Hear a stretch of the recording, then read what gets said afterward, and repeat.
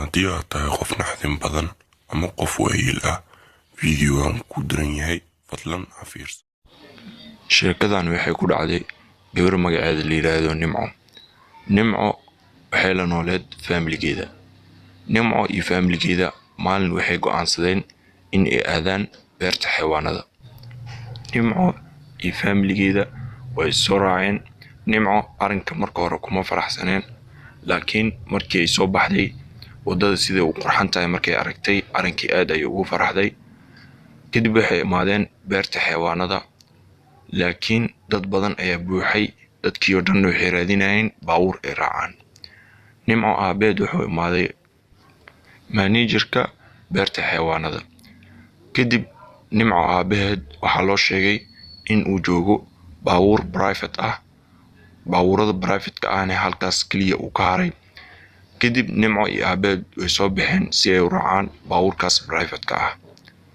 Nimco markii ay aragtay baabuurka private-ka ay raacayaan ninka wadaayo, aad ayay ugu baqday, sababtoo ah ninkan wuxuu ekaa nin muddo dheer dhafarsanaa. wejigiisana waxaa ka muuqatay cara aad u fara badan.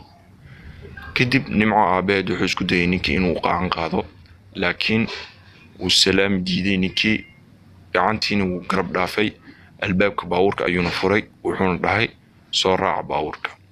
Nimco baabuurka markii ay soo fuushay waxay dareentay ur aad u badan. sidoo kale Nimco iyo family-geeda intii aysan xariga sunka baabuurka aysan xiran ayaa baabuurkii ninkii u waday.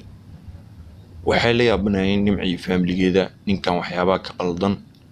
kadib waxay u soo baxeen qaybta dameer farooyaasha. kadib Nimco iyo family-geeda xoogaa kadib waxay waayeen wax xayawaan ah, meeshii way ka waayeen. kadib Nimco aabeed ayaa wuxuu yiri xagee noo wadaa? wuxuu dhahay qaybta maroodiyaasha ayaan idin wadaa.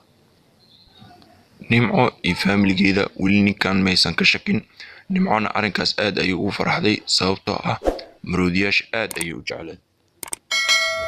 muddo kadib Nimco iyo family-geeda waxay dareemeen in laga soo baxshay beerta xayawaanada dhammaan, lana keenay duurka meeshii ugu dambeysay.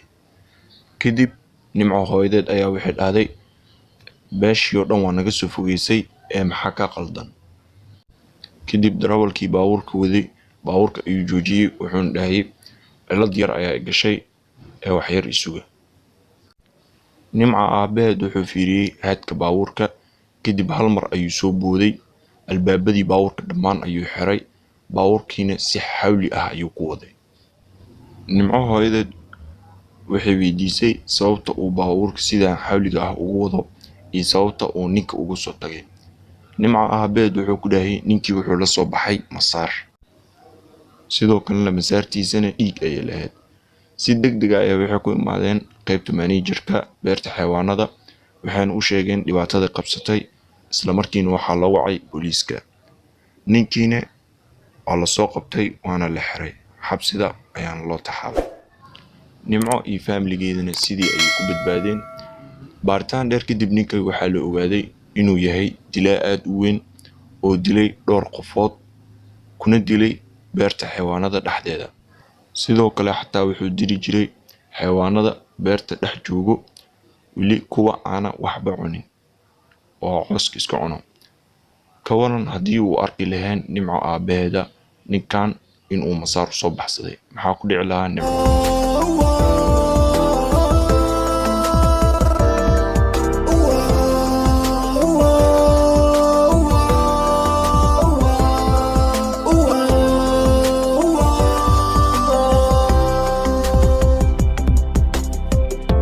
포기하고 싶을 때도 나는 왜 기억나지 너의 미소와 뒤태